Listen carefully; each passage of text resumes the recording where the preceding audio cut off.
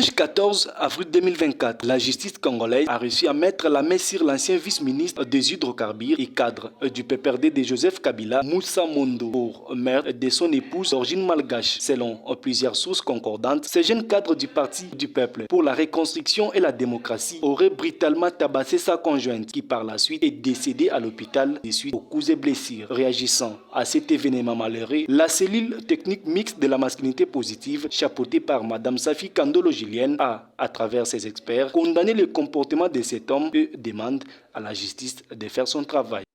Ce que M. Moussa Mondo a commis comme acte en tabassant sa femme, jusqu'à occasionner la mort de celle-ci. Nous, la masculinité positive, nous condamnons cet acte avec toute énergie.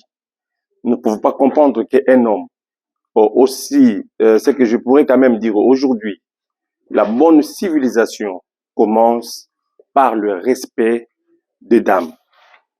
Nous condamnons cet acte et nous demandons à la justice de faire son travail et que cet acte soit condamné jusque dans les dernières instances. Je pense que nous les hommes, nous avons un exemple à suivre.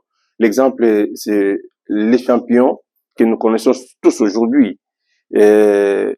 Le président de la République, il est champion de la masculinité positive. Il est un exemple que nous, les hommes, aujourd'hui, nous devons suivre, accompagner la femme, vivre avec la femme, travailler avec la femme. Cette histoire a basculé, nous a fait entrer dans un profond douleur parce que de nos jours, aujourd'hui, à ces millénaires et ces siècles ici, voir une femme morte, tabassée par son mari, c'est quelque chose de vraiment effroyable et écœurant.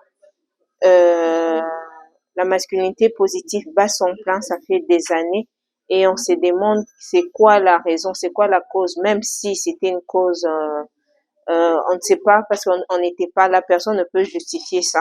Mais tuer quelqu'un avec ses propres mains et en plus encore sa femme, c'est quelque chose vraiment de condamnable. Moussa Mondo est jusqu'à présent placé en garde à vue en attendant d'être déféré devant son juge naturel pour un procès en flagrance. En cas de condamnation, il risque une lourde peine pour homicide volontaire.